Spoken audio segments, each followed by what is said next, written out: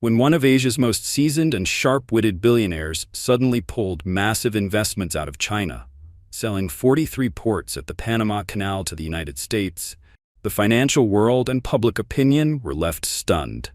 Beijing unleashed every tactic in its arsenal, from antitrust investigations to construction violation charges. Yet instead of backing down, Li Ka-shing doubled down, offloading assets with even greater urgency. What could drive a businessman with such a legendary economic nose to act as if he were fleeing? Could it be that he has already sensed a looming political and economic storm quietly rising in China? Let's find out in today's program. Is Xi Jinping tightening the screws on Li Ka-shing once again? To block Li Ka-shing from selling off his assets at the Panama port, the Chinese Communist Party has been pursuing a long-term pressure campaign. Since March this year, Beijing instructed the Hong Kong and Macau Affairs Office, together with the State Administration for Market Regulation, to launch an antitrust investigation into Chongqing Holdings. 5 months have passed, yet the probe has produced no concrete evidence. Now, however, Beijing has come up with a new tactic. According to Hong Kong media outlet Hong Kong 01, on August 22nd, the Housing Department of the Hong Kong government, backed by Beijing, announced that Chongqing's luxury residential project in On Tat Shun Road, Kwun Tong, Hong Kong, had violated construction regulations due to the use of substandard steel reinforcement. As a result, they filed 205 charges against the company. The news immediately ignited heated debate. Netizens remarked that they could smell something familiar.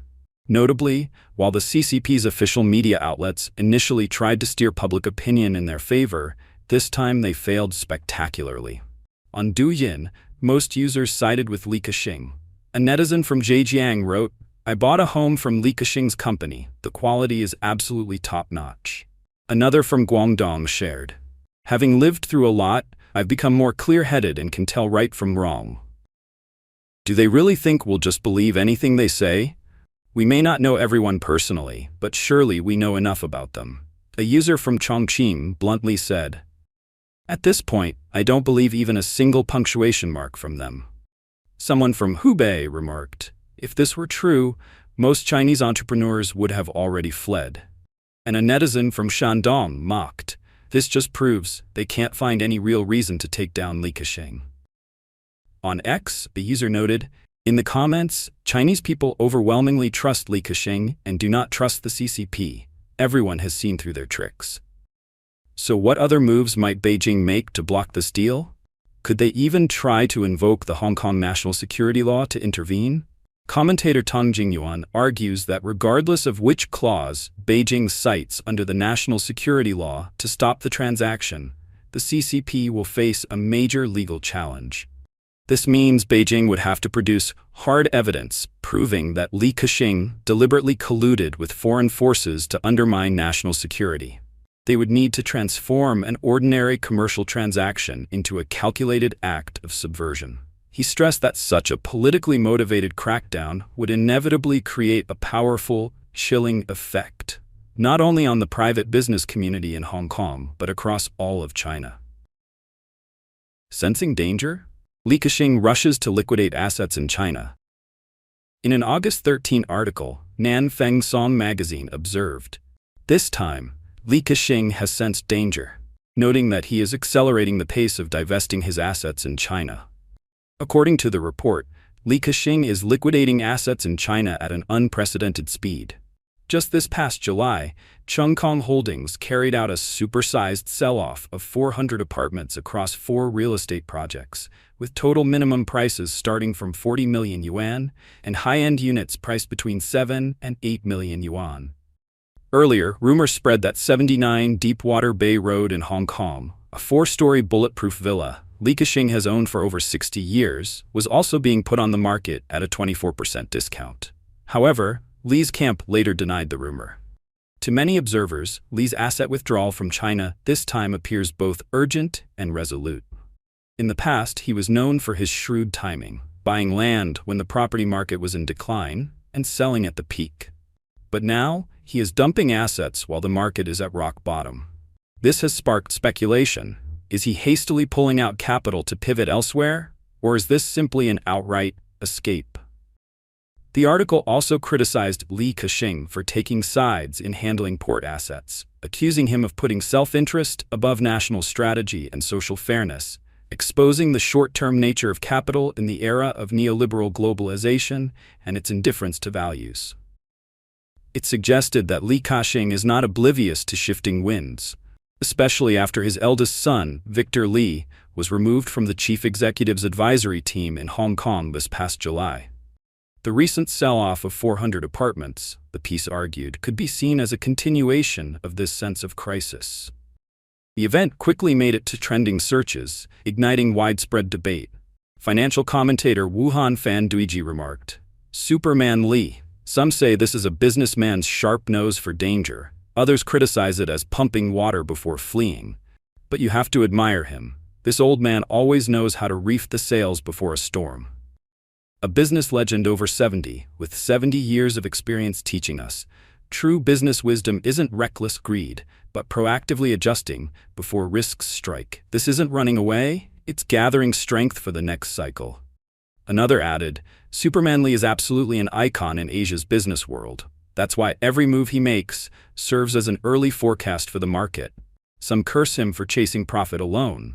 But let's be honest, if a businessman isn't after profit, then what is he in business for?" In truth, few dare to openly criticize Li Ka-shing. But one point stands out: he has never swindled a single penny from ordinary Chinese people. As one netizen put it, protecting one's private assets is also protecting everyone's interests. Some people only envy the rich and assume money earned through courage and intelligence is dirty money. If it's mine, I can sell it whenever I want. Why should I need your permission? From land king to sell-off king, what's motive behind? To understand why Li Ka-shing is now in such a rush to flee, it's worth looking back at the business model that once made him so successful in mainland China. Unlike domestic property developers who focused on fast capital turnover, Li pursued a strategy of core cities' prime locations, steadily accumulating land in the central districts of Beijing, Tianjin, Shanghai, Guangzhou, and Shenzhen. His signature profit model was buy cheap land plus develop long-term. For example, the Imperial Jade Garden project on Beijing's East 4th Ring Road.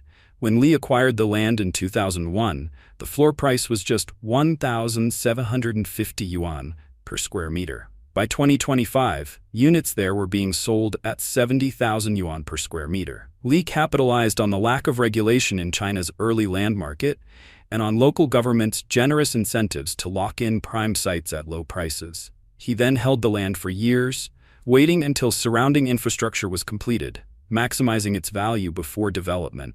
When China began imposing tighter controls on the property market around 2004, many developers scaled back. Li, however, went against the trend. Within 1 year, he added land reserves in 13 cities, investing more than 40 billion yuan. One of the most notable cases was the southern Chengdu Hui project. In 2004, Li bought a plot in Chengdu's high-tech zone for 2.1 billion yuan. For the next 2 years, he barely broke ground. Instead, he mortgaged part of the land to secure financing. He divided the site into 8 development phases, but after 12 years had completed only 6. In 2020, he sold the remaining phases 7 and 8 to other companies, pocketing 3.8 billion HKD from the deal. This model, buy land at rock-bottom prices, hold for decades, then develop gradually in line with market swings, brought him enormous profits in cities like Beijing, Dongguan, Shanghai, and Wuhan. But today, Li's behavior has shifted dramatically. With China's property market in a slump, he is liquidating assets at blood price levels to raise cash. What does this signal? It reflects deep structural changes in China's market environment, mounting policy risks, macroeconomic pressures, and the growing struggles of private enterprises. Reports note that after 2015, China's property sector faced increasingly stringent regulation, especially targeting practices such as land hoarding and delayed projects. These policies struck directly at Li's once successful strategy, making it difficult to sustain his high-margin model. Recognizing China's instability, Li began shifting assets abroad to safer, more stable markets, ensuring the long-term security of his business empire.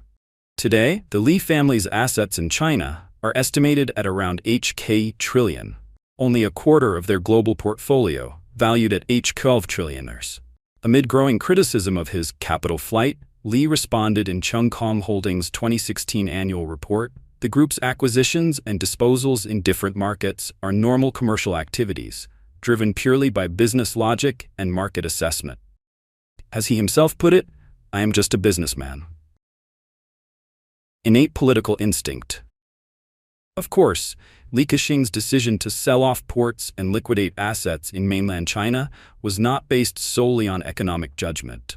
His success has come not only from vision and ability, but also from the vast network of political and business connections he has cultivated over decades. His access to information has always been far more accurate than that of ordinary people.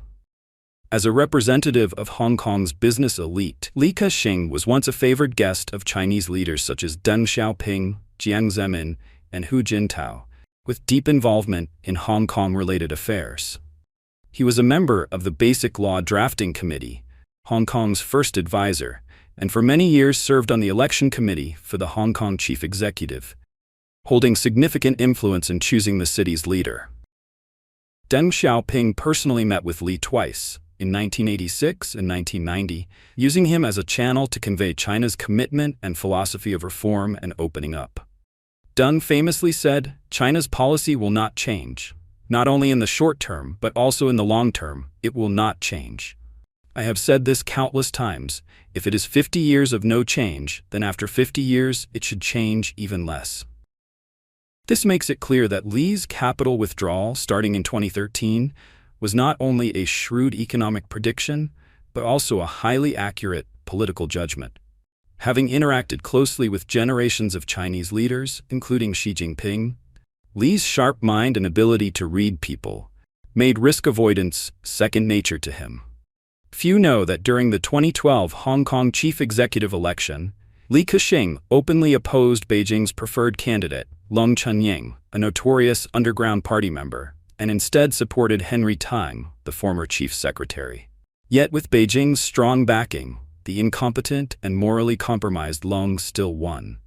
Perhaps from that moment, Li began to sense a shift in the political winds. It was after this that Li accelerated his withdrawal from China and redirected investments toward infrastructure in the UK and Europe, sectors like utilities, telecommunications, ports, and staffing services. These industries may not deliver explosive profits or quick returns, but they offer stable margins and strong asset security. Li Ka-shing teaches us an important truth. A businessman cannot completely distance himself from politics. Even in democracies, some involvement is inevitable, let alone in China and Hong Kong. But becoming deeply entangled in politics, especially relying on power to get rich, is a razor-sharp double-edged sword. The faster you gain wealth through power, the faster you can lose it all. Examples abound: Jack Ma, Hui Ke-yan. Li Ka-shing, however, despite political involvement, has always stayed true to his identity as a businessman. He does not gamble recklessly or rely on patronage. He does not get carried away by populist sentiment. He focuses on business and philanthropy.